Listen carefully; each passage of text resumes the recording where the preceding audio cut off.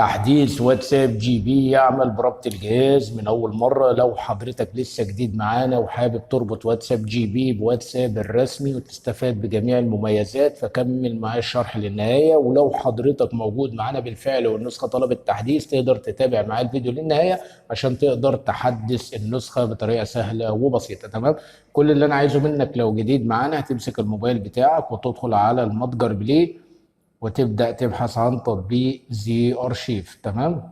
هنبدأ نبحث عن تطبيق زي أرشيف. هتبدأ تثبت معايا تطبيق زي أرشيف اللي هو ظاهر قدامك بالشكل ده عشان هنحتاجه في فك الضغط. تمام. بعد كده ترجع على قناتنا على التليجرام. رابط قناة التليجرام في وصف الفيديو. انزل وصف الفيديو كده هتلاقي رابط قناة التليجرام اللي عليها النسخة. هنا تحديث واتساب جي بي يعمل بربط الجهاز، تم حل مشكلة تعذر الربط، هنضغط عليه.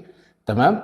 هيبدا يظهر ايقونتين لتطبيق زي ارشيف. لو ضغطت على استخرج الى اسم الارشيف باللغه العربيه ديت، هيقول لك الارشيف تالف، فاحنا مش هنضغط عليها خالص. هنضغط على الايقونه الثانيه اللي مكتوب فيها انجليزي فقط، زي ارشيف باللغه الانجليزيه، هنبدا نضغط عليها. هنا طبعا تحديث واتساب جي بي يعمل بربط جهاز، تم حل مشكله تعذر الربط في واتساب، هنضغط عليها. طبعا عندك واتساب جي بي 1 واتساب جي بي 2. تمام. شوف النسخة اللي تعجبك، رقم 1 أو رقم 2، ثبتها عندك واربطها بالرسمة تتربط معاك عادي. عايز تثبت الاتنين ثبتهم. أما بقى لو حضرتك قديم معانا والنسخة طلبت تحديث، شوف بقى رقم 1 ولا رقم 2 اللي أنت مثبتها عندك عشان تضغط عليها. لو قال لك تحديث يبقى خلاص كده هتتحدث، قال لك تثبيت يبقى نشوف النسخة الثانية. تمام. طبعا أنا هضغط على نسخة رقم 1 وأقول تثبيت. هنا بيطلب مني كلمة المرور. كلمة المرور أنا بقولها بصوتي، فركز في الفيديو عشان تسمع كلمة المرور. أنا هكتبها وأرجع لكم تاني. بعد ما كتبت كلمة المرور كاملة أقول حسنا، هيبدأ استخرج مع النسخة. هقول له أداة تثبيت الحزب. هنا بيطلب مني تثبيت، هقول له تثبيت. هيبدأ يثبت مع النسخة عادي، مفيش أدنى مشكلة. تمام.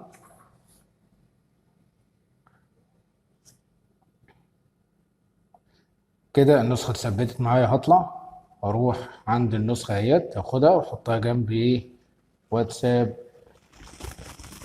الرسمي طبعا اهوت. تمام. هبدأ أضغط عليها، هبدأ أقول له السماح. هرجع خطوة، السماح، سمح بالكل، أقول الموافقة والمتابعة، السماح. هبدأ أجهز موبايل تاني عشان هنحتاج نصور الكيو ار كود بتاع النسخة. تمام. هو ربط كجهاز مصاحب.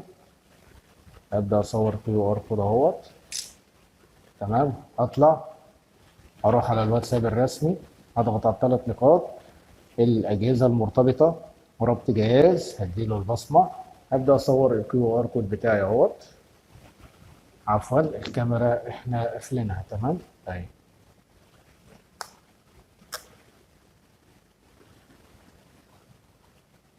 الجراب كان قافل عليها. تمام.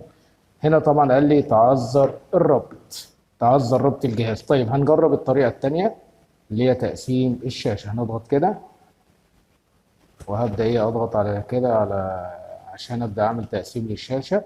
تمام. طبعا كل موبايل يختلف عن الموبايل التاني، يعني انا موبايلي مش زي موبايلك في تقسيم الشاشة عشان بس نكون واضحين. تمام. هضغط طبعا على النسخة بتاعتنا، هضغط على ربط جهاز، هقول له اديله البصمة. تمام. هنصور الكيو ار كود تاني. يعني لو ما ربطش معاك بالطريقة العادية، تمام، تقدر تربط بتقسيم الشاشة. شوف موبايلك بيدعم تقسيم الشاشة من أي اتجاه عشان يبدأ يربط معاك. تمام أهو. كده في مشكلة.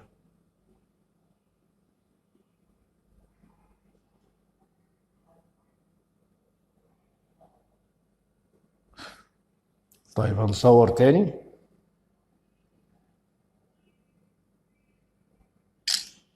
وهنبدأ نروح على الجهاز بالشكل ده. جالي تسجيل الدخول زي ما انتم شايفين، هيبدأ يدخل معانا من أول مرة اهو. كده دخل معانا اهوت. جاري تحميل دردشاتك بالشكل اللي انتم شايفينه ده. هنا طبعا زي ما انتم شايفين ما الجديد في 25.80. دي كلها الحاجات اللي هي التحسينات والاضافات الجديده اللي نزلت والاصلاحات. تمام. هو الموافقه. هنا طبعا لو انا عايز ادخل على قناتنا على التليجرام، تمام اهوت، هنطلع. هنا طبعا هنضغط على الثلاث نقاط، تحديث جي بي واتساب.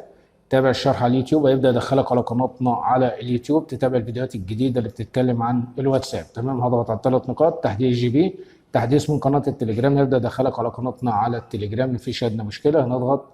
هنضغط على اضافه جي بي. هنا طبعا جي بي واتساب، صلوا على النبي، صلوا على النبي في الكومنتات يا شباب يا بنات، صلوا على النبي في الكومنتات عليه الصلاه والسلام. هضغط كده، طبعا زي ما انتم شايفين النسخه، لو ضغطنا على اول واحده هنا يدخلك برضو على قناتنا على اليوتيوب، لو ضغطنا على اي حاجه من هنا يدخلك برضو على التليجرام بتاعنا، مفيش ادنى مشكله. تمام، هنرجع اهوت زي ما انتم شايفين النسخه شغاله زي الفل معانا اهي. هنرجع تاني. هنا طبعا السمات، هنا تحميل سمات، عندك طبعا 4032 سيم، تقدر تشوف السيم اللي يعجبك. تمام اهو.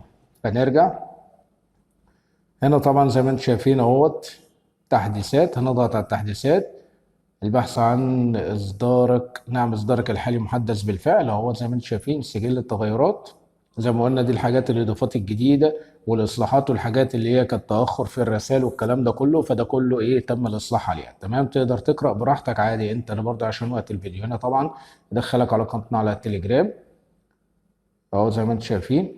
هنضغط مثلا على عند حول التطبيق، هنا تم التعديل بواسطه عبد الله الباشا، يبدا يدخلك عندنا عادي هنا على قناتنا على التليجرام. هنا طبعا على البيج على الفيسبوك، يدخلك على البيج بتاعنا اللي على الفيسبوك، ويا ريت تشتركوا معانا في البيج على الفيسبوك، وبرده بننزل عليه فيديوهات حلوه قوي للواتساب زي ما انتم شايفين اهو. تمام، هنرجع هنطلع خالص، هندخل على النسخه تاني. هنا طبعا رساله الشكر، صلى على النبي عليه الصلاه والسلام، لا اله الا الله محمد رسول الله، عبد الله الباشا. تابع اليوتيوب والتليجرام، فولو تليجرام، هيبدا يدخلك على قناتنا على التليجرام اهو. يوتيوب هيبدا يدخلك برضو على اليوتيوب عندنا، مفيش ادنى مشكله. هنا يا باشا هنقول موافقه، زي ما انتم شايفين جي بي في 25.80. طبعا الباسورد هيكون 8030، الباسورد هيكون 80 وبعد كده هنكتب 30، يعني هنكتب 80 30. تمام، في الباسورد بتاعنا. تمام، اتمنى اكون وصلتك المعلومه بشكل سليم. لو عجبك بقى الفيديو لا تنسى الاشتراك في القناه وتفعل زر الجرس الكل. اشوفكم في فيديو جديد، السلام عليكم.